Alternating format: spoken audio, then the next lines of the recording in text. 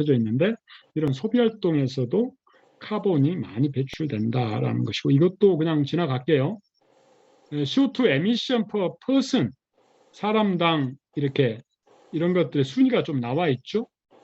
예, 에미션 현재로 보면 차이나가 제일 높고 유나이티드 스테이트인데 이건 이제 지금 배출된 게 먼 미래에 이제 영향을 미치는 거고 지금의 기후 위기는 사실은 유럽이나 미국 이렇게 처음에 산업혁명 때 제국주의 이런 데죠.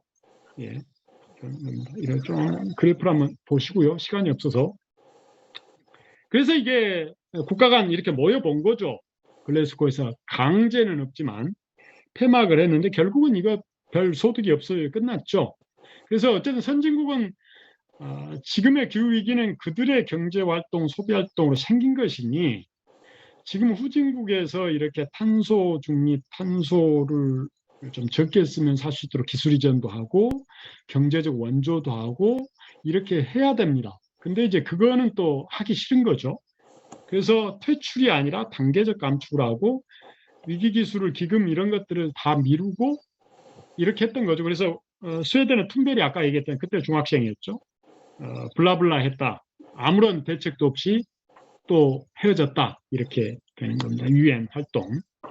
쟁점은 우리나라로는 이제 저는 이제 공정한 전환 저스트 지션이요. 우리들의 리딩 이코노미가 다 자동차, 석탄 또는 석유 산업 이런 것들입니다. 또 철강. 어마어마하게 탄소 기반의 베이스의 산업입니다. 어쨌든 근데 우리도 탄소를 줄여야 되고 2050년까지 제로를 만들어야 돼요. 그러면 이게 이제 서서히 이제 좀 더 위축을 받고 할 텐데 이런 산업이 위축되고 그랬을 때 그 아래에 있는 하층 구조의 수많은 노동자 산업들을 어떻게 이제 사회적으로 이걸 공정하게 연착륙시킬 거냐 이런 것들도 큰 아젠다죠. 예, 수만 명이 되니까. 예. 그래서 그 대기업이 조금 경제활동에서 위축이 되거나 위기가 되면은 그래서 이제 출렁거리는 거죠. 우리나라는 대기업에 어떻게 보면 몰빵을 하고 있어서. 그래서 경제 구조가 그렇게 안정한 구조는 아닙니다.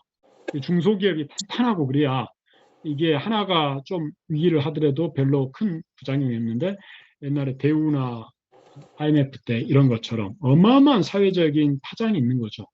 이럴 때 이제 어떻게 우리가 할 거냐 이런 것들에 대한 대책도 필요한데 언론에서는 별로 없죠. 산업 변화에 따른 고용 변화, 원자력 발전은 어떻게 할 거니, 고탄소 배출 산업을 어떻게 할 건가 이런 것이고 국가별로 경제활동 기반이 다 다르죠. 그래서 차이나 같은 데 지금 막 치고 올라오는 겁니다. 탄소 기반은 이제 우리 개발해서 좀 잘 살아보자, 경제활동 해보자. 브라질, 인도. 근데 이걸 이제 통제할 국제적 아젠다 리더십이 없는 겁니다. 그럴 때 지금 어떻게 할 거냐? 왜냐하면 기후위기나 또 원자력이나 이런 것들은 모두에게 노출되는 거거든요.